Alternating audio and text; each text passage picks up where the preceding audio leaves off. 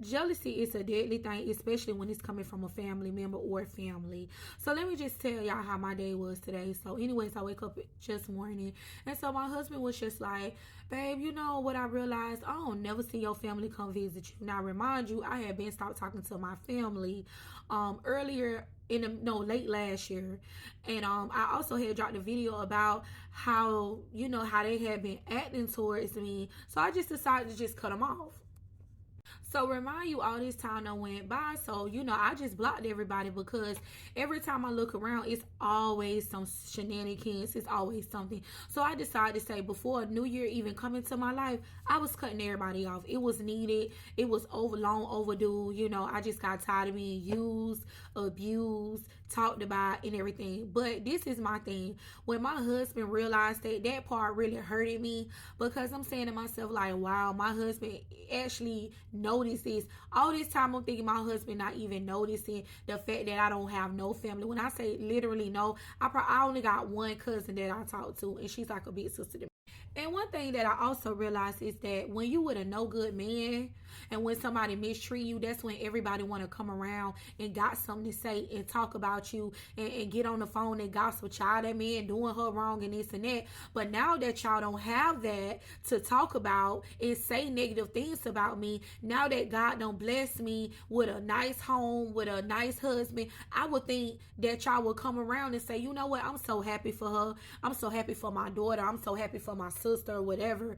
Like, it shows jealousy from a distance. It shows, because nobody never like come by my house, even though I block everybody for what they, you know, for the things that they did. But a real mother will come by and say, you know what, let me check on my daughter. You don't really know my husband like that. I held.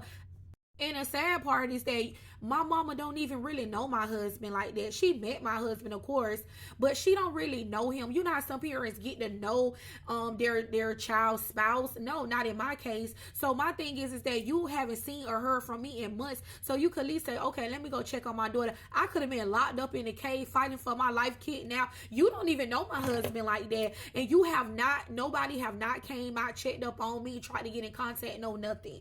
And it just shows jealousy from a distance. And I had broke down and cried in front of my husband today. I was like, it's okay, baby. I said, that's why I stay away. And I'm saying, I'm so glad that you see what I see, what I've been going through. I said, imagine what I've been going through all my life. And I cried today, y'all. I had vented to my husband, and I told my husband, I was like, you know what, babe, it's all good. I said, because one day God is going to bless me to be a mother. No, I'm not a mother right now. Yes, I do want to be a mother, and I know that when the time is right, I know that God is going to do that for me. And this is why I am here for the motherless and the fatherless people around the world. Every boy, every girl, every man, every woman that seek that earns for that motherly and fatherly love, and that's absent in your life. Trust me, I understand you 104%, because I have been through that. I have been abandoned. I have been used. I have been abused, and anything else you can name. And I have been talked about under the sun. So you know what? I had told myself like this. My husband was like, you know what, Toya,